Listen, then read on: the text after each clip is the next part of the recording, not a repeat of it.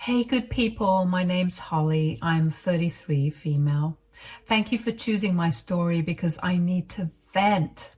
Anyone with any sisters would tell you that having a sister is an extreme sport, let alone having a stepsister. Yeah, buckle up because this one is going to be a doozy.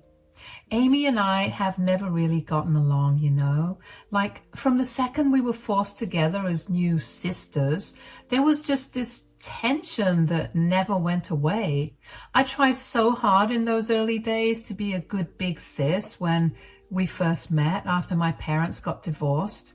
I was around 16 and had to move to the US with my mom, only getting to see my dad back in Australia during those long summer breaks. Amy was just 14 at the time, and I thought it would be so cool to take her under my wing. I mean, what teenage girl doesn't want an older sister to teach them all the classic tips and tricks? I was so excited to impart all my hard-earned wisdom about doing makeup, talking to boys, sneaking out of the house, you name it. But Amy wanted absolutely none of it from day one. The second I tried acting all sisterly and loving towards her, she'd just roll her eyes and give me a major attitude. Kid clearly resented having this new stepsister living with her family, and she made sure to let me know it at every turn. I decided that I needed to give her some time, even though I was young. I understood that she was just projecting.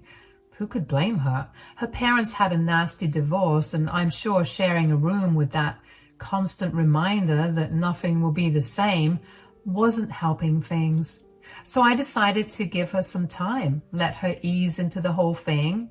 But unfortunately, that never happened. Things got so tense and uncomfortable between us that we eventually had to get separate bedrooms in their house just to keep the peace. Can you imagine having to physically separate two kids under the same roof because one of them, my lovely new sis, was making that much of a stink about the whole situation? I remember feeling so hurt and dejected by her open resentment towards me. Like, what had I done to deserve her utter disdain besides just existing and trying my best? I bent over backwards trying to make Annie feel included and comfortable with the family's new dynamic, but her hatred for me only grew stronger as the years went on.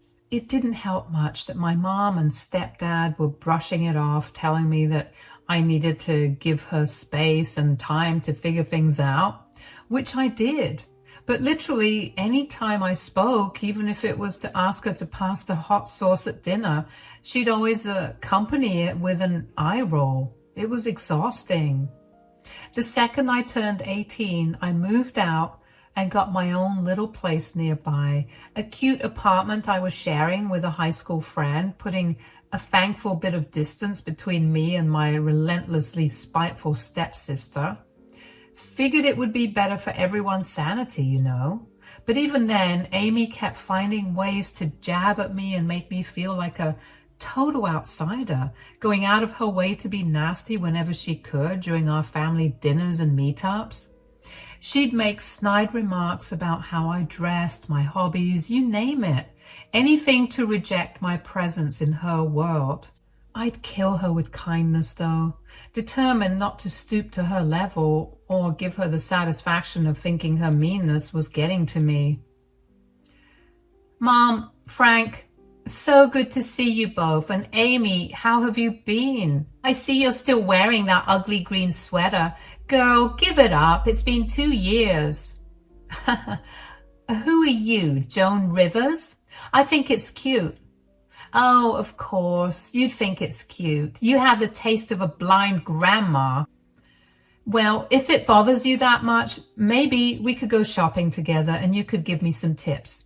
And we could get our nails done too. No, thanks. I have way better things to do. Come on, what could possibly be better than hanging out with your sister? Stepsister, don't forget it. Still not letting that go, huh? It's all right. You'll come around eventually. We did have one particularly awful fight, however.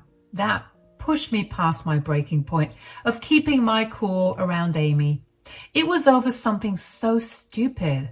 I can't even remember what started it now, but I'll never forget how vicious she became, just unloading on me with the nastiest personal insults you can imagine about my looks, my personality, you name it. It was on a Sunday when I had gone home to visit my mom. At that point, conversations between Amy and I were dwindling. It was exhausting dealing with her negativity all the time, so oftentimes I wouldn't even greet her. We'd just pass each other in the house like we were strangers. It was awful. On this day, however, I had to get something from her room because my mom had asked me to ask her for something. Again, I can't exactly recall what it was. My mom also told me to tell her to turn down her music because it was disturbing the whole house. So that's what I said when I knocked on her door and poked my head inside, saying, "Hey, Mom says you should turn down the—" "Get out of my room, loser." "Excuse me? I was just checking if you could turn your music down. It's shaking the whole house." "So, what's your problem? You got ears, don't you? Use earplugs or something if you can't handle it." "My problem is it's obnoxiously loud and disrespectful to everyone else. Just turn it down a few notches. I'm not asking for much here." "Well, too bad. It's my room, so I'll do whatever the hell I want. If you don't like it, then get out. In fact, why don't you go back to your dingy apartment with your stinky friends? No one wants you here." We were going back and forth like that for what felt like an eternity, just bickering over her inconsiderate music volume like an old married couple. I could have just walked away and avoided escalating the situation further, but something inside me finally snapped. I was so sick of her constant needless hostility and always being the bigger person who never stuck up for themselves. "You know what? Screw you, Amy. I'm so damn tired of putting up with your immature attitude all the goddamn time. Everything is always a problem with you, no matter what I do or how much I try." Amy's eyes went wide, probably caught off guard by me actually yelling back at her for once. But she quickly recomposed that familiar sneer. "Oh, boo-hoo, cry me a river, you whiny little—" "No, save it. I've bent over backwards being nice to you since the day I arrived, and you respond by acting like a rude, entitled brat 24/7. Literally all I asked was for you to turn your stupid music down to a reasonable level out of basic courtesy, but you can't even do that without throwing a fit. That's because you're always nagging me, you miserable—" "I'm miserable? Look at yourself, Amy." I yelled, unable to hold it any longer. Years of swallowing her verbal abuse was pouring out like an erupting volcano.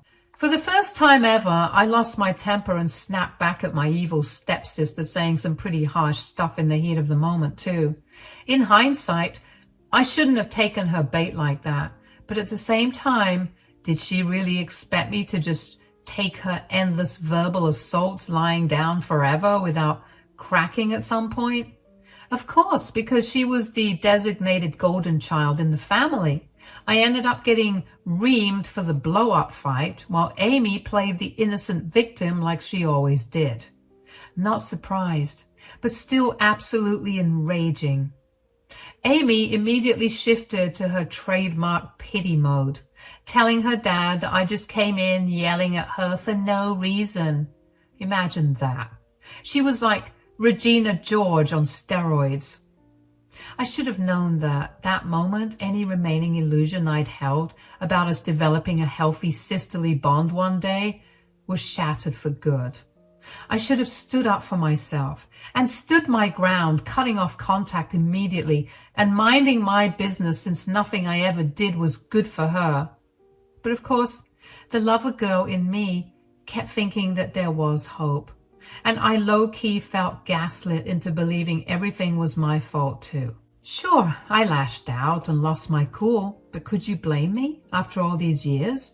It was just reactive abuse at that point. After that incident, I felt super guilty for losing my cool and giving her another reason to keep holding our sisterly divide over my head.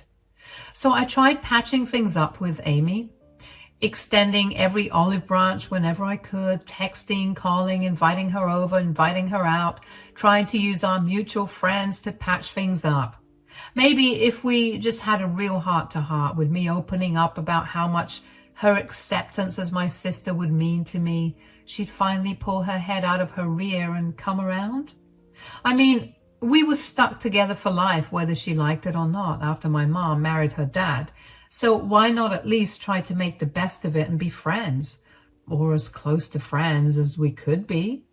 I don't know why I kept holding on to that naive dream for so long, because my efforts at making peace were constantly rebuffed at every single turn. As the years went by and she moved out and started making money on her own, anytime I'd reach out over text, call, or even show up at her apartment unannounced, hoping to catch her and finally hash things out, Amy gave me the same cold shoulder treatment. She was just done with me completely, apparently, hardening her heart no matter what olive branch I tried extending or how much I poured my feelings out to her. No matter what I said or did, she had drawn her line in the sand. We would never, ever have anything resembling an actual sisterly bond. Even when I got engaged to my boyfriend a couple of years later, thinking the happy news might help thaw the ice between us, she couldn't have cared less about my relationship milestone. Amy didn't even bother showing up to my wedding, which really broke my heart. I couldn't even enjoy myself because I was constantly scanning the crowd for her, kind of like how a kid scans the crowd for their parents during a play or something. It was so embarrassing. I wish I hadn't ruined my own mood on my own special day. I had included her in the whole planning process, picked out a bridesmaid's dress I knew she'd love in her favorite color, and left her a +1 on the guest list in case she maybe wanted to bring a date. But nope, she was a no-show and couldn't even be bothered to send a text or anything. That was pretty much the final straw for me with this chick, so I eventually stopped trying with her altogether, resigned to the fact that Amy was never going to see me as anything more than the wicked stepsister she wished would disappear. We went years without speaking after that, our relationship fizzling out to nothing but dead air and awkward family events where we avoided each other at all costs. Of course, my mom and Frank would try and step in, but I also had it up to her with their nonsense too. I told them that they needed to stop taking her side and listen to me for a change. I told them that I tried my best, but I couldn't force a horse to the water. Eventually, they saw where I was coming from too, and they also agreed that if she wanted to mend things, then the ball was in her court. Just when I was completely forgetting about Amy's existence, she decided to contact me. Yep, you heard that right. Out of nowhere, late last year, she hit me up saying we needed to meet up and talk about something important. I couldn't believe it. Maybe a Christmas miracle was happening and she'd finally stopped holding this pointless grudge against me. Maybe she had ended up feeling remorseful about missing my wedding and being a brat to me for all those years. Or heck, maybe she had finally worked through whatever misplaced resentment was fueling her constant animosity and was ready to start acting like a real sister? Right. I was sipping an iced coffee at a cafe downtown where we agreed to meet when Amy came strutting in. To be honest, I nearly did a double take. I hadn't seen or spoken to my stepsister in years at this point. She looked different. Maybe a bit more polished and put together than that sullen, disaffected teenager who used to blare metal music at top volume. Amy spotted me and offered a hesitant wave before making her way to my table. "Hey, stranger, long time no see, huh?" "No kidding. This is unexpected. What's up?" Amy certainly had a request for me, but it had nothing to do with reconciling our relationship or making amends whatsoever. Nope. She just wanted me to sell one of my investment properties so she could use the profits to pay for some lavish destination wedding she was planning down in Cabo. Amy fidgeted a bit, almost looking nervous. Yeah, I know. I kind of fell off the face of the planet there for a while. I'm sorry about that. And well, about a lot of things, really. You're sorry? For what exactly? Just everything, all the stupid drama, me being a brat all those years, you name it. I was going through a lot back then, you know. Oh, so that's the excuse for treating me like garbage from the moment I arrived? You were going through things. Amy held up her hands in surrender. You're right. You're right. I don't have any excuses. I was just a really messed up kid, I guess. Who's to say how I would have turned out if our parents hadn't remarried and merged our families, you know? I gave a slight nod, not wanting to encourage her too much, but also curious about where this sudden self-awareness was coming from. A few stray gray hairs I noticed peeking from her head made me wonder if maybe she really had done some serious growing up in our years apart. You really hurt me, you know. It's one thing fighting over nail polish or leaving dishes in the sink, but not showing up to my wedding? That was a low blow. All I ever tried to do was love you, but you didn't want that. Yes, you were a kid for most of it, but you were a grown woman when I was getting married. So what's with the sudden change? Actually, there is another reason too. You see, I'm kind of putting together this whole, well, thing that I need a pretty decent chunk of money for. I felt my guard instantly going up, sensing where this was headed. Of course, the moment Amy resurfaced in my life, it would be to ask for some kind of favor or handout. Did she even mean it when she said she was sorry? What sort of thing are we talking about? Okay, you got me. I'm getting married in a few months. I must have looked as taken aback as I felt because she quickly went on. I know. It seems crazy, right? Admit it. You never thought I'd be the settling down type. Well, no, I can't say that I did, but hey, congratulations, I guess. This is great news. It is. He's the most wonderful, caring guy. Miles, you'll love him. This is actually why I wanted to see you and, well, ask you for a pretty huge favor. We're planning this absolutely gorgeous destination wedding down in Cabo. We've been putting every last dollar we've got into making it this totally magical experience. Flying friends and family in and putting them up for a whole weekend of celebrating and partying on the beach and everything. Sounds elaborate. Oh, it'll be a total dream. This is why I'm coming to you. We're still just a little short on being able to afford all the bells and whistles we want for our special day. The planner's fee, the photographer, nicer hotels, you know. She reached across the table and placed her hand over mine, giving it a squeeze. I was wondering if there'd be any way you could sell one of your investment properties and gift us the profits. I'd be forever in your debt, sis. It would mean everything to have you do this for me and be a part of the wedding party too. I felt my jaw drop slightly as she beamed at me with those hopeful eyes. This insufferable girl who had put me through hell for so long, the same one who blew off my own wedding without a second thought, and now she had the audacity to ask me to bankroll some over-the-top destination bash for her? My instinct was to politely but firmly tell her to get bent. But then, of course, part of me saw this as an olive branch, a golden opportunity to try mending fences with the troubled stepsister I had wanted a real bond with for so long. Maybe helping make her dream wedding a reality could be the key to her finally opening up, putting the past in the past, you know. So despite every cynical bone in my body screaming at me to shut this down immediately, a whole other part of me was screaming with enthusiasm, and I guess that side of me won. Anything for you, sis. I don't see why not. It would be my gift to you both.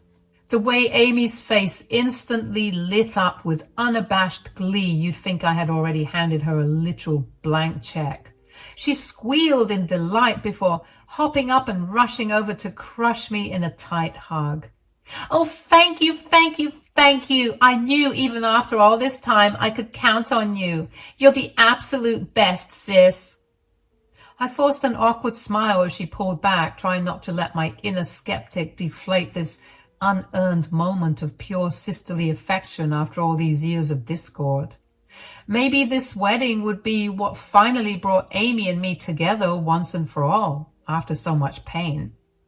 Or maybe I just handed an ungrateful snake a pile of cash to eventually bite me with. Only one way to find out, I suppose. I feel so stupid for admitting it even. I was so hungry for any kind of sisterly bond with her that I agreed without even hesitating. You see, I'm doing pretty well off for myself. No Jeff Bezos, of course, but very comfortable with my career in real estate and several investment properties scattered across the city. Selling one of those secondaries to help make Amy's dream wedding come true wouldn't put even a small dent in my net worth. If that's what it took to get my insufferable stepsister back in my life and make her see how much I cared, I was going to do it, no questions asked. So I immediately got the ball rolling, called up realtors, setting up appraisals and the whole 9 yards to prep that sizable investment condo for sale on the market. The process took a little while because, of course, it did.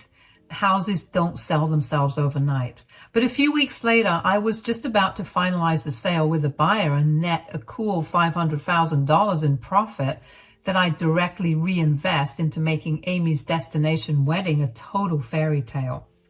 For some reason, though, things were coming to a halt.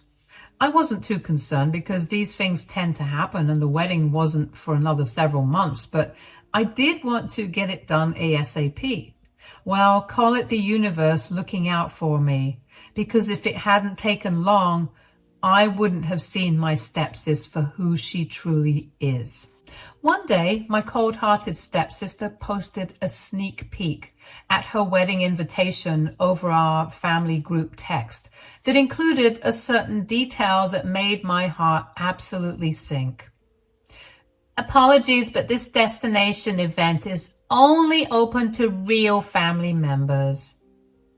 I felt like I'd just been absolutely sucker punched in the gut reading that pointed little disclaimer. So after all these years of trying to build even an ounce of familial closeness with this ungrateful brat, putting in the work to make peace and swallowing my pride time and time again in the hope that she'd eventually come around, I still wasn't considered real family by Amy. This was the final straw for me, the breaking point where I realized my heartless stepsister was nothing but a lost cause and a leech who took my kindness for weakness. Keeping the peace with her and walking on eggshells, hoping she'd someday grow up and try bonding with me as sisters were supposed to, had been an exercise in emotional self-flagellation. In that moment of piercing clarity, I immediately called up my real estate agent friend and my lawyer to change the terms of the condo sale at the very last second before everything was finalized with the buyer. I was scared I'd face a penalty, but that's when I got the brilliant idea of putting it in her name. You see, because I was selling the place, I was liable to pay for the expenses that came with it. But I decided Amy could have the whole damn thing, along with the huge financial obligations that came with it. Without her knowing, I put the entire property listing in Amy's name behind the scenes, making her the one solely responsible for covering all the taxes and closing costs associated with the sale. I'm talking long-term capital gains tax, realtor commissions out the wazoo, property transfer taxes, title insurance, you name it. All the nickel and dime fees involved in these big real estate transactions can really start to add up quickly. By the time all was said and done, Amy's gift from me would come with a total bill of over $100,000 that my backstabbing stepsister would now be solely on the hook for. Once everything was finalized and the deal officially pushed through with Amy as the listed owner, I sat back and waited for the other shoe to drop. It didn't take long at all. A couple of more days to be precise before my phone started ringing with her sobbing on the other end, demanding to know why the hell she'd suddenly been stuck with this random $100,000 bill out of nowhere. I could have put the poor little princess on speakerphone and recorded her hysterics to use as a kazoo soundboard. She was wailing so loud. I didn't hold back, finally letting years of built-up anger and resentment towards Amy spill out in one epic tongue-lashing. Holy sis, I'm a bit confused with everything. I don't know what's happening, but I'm getting calls and emails about a bill. Could you explain what's happening? Don't act coy now, little sis. You did this to yourself. I've had it up to here with you and your drama. I should have known you'd do something like this. What are you talking about? You really thought I was just going to roll over and hand you all that cash for some BS wedding where I'm not even considered part of the real family? No, screw that noise and screw you, Amy. This is what you get for treating me like garbage for my entire life, no matter how hard I tried to make things right between us as sisters. Don't even think about asking me for help covering those costs. You made it clear I'm not real family, remember? What did you do? I put the title deed in your name, sweetie. Did you want my property so bad? You can have it. The gag is that it was already in the process of being sold, meaning you, as the owner, have to pay off all of those fees. And it's adding up to 100,000 grand? You have to be joking. Nope, I'm dead serious. This is what you get. Be careful what you wish for. Hollie, come on. You know I can't afford this. Then why have a destination wedding? Okay, look, I'm sorry, okay? What I did was messed up. I told you I'm going through things. That's fine.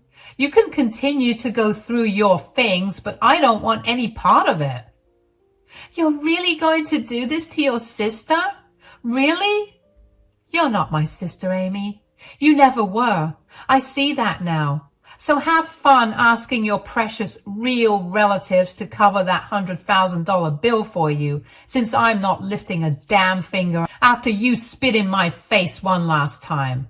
And don't you dare get my mother involved either, because according to your own rules, she's not part of the family either, right? I could hear Amy sputtering on the other end, swearing up and down that she never meant for the wedding invite wording to be a personal shot at me. She claimed it was all just a dumb oversight or miscommunication, that of course I was considered family, yada, yada, yada. The same making excuses routine she'd always tried to diffuse any situation where she was clearly in the wrong.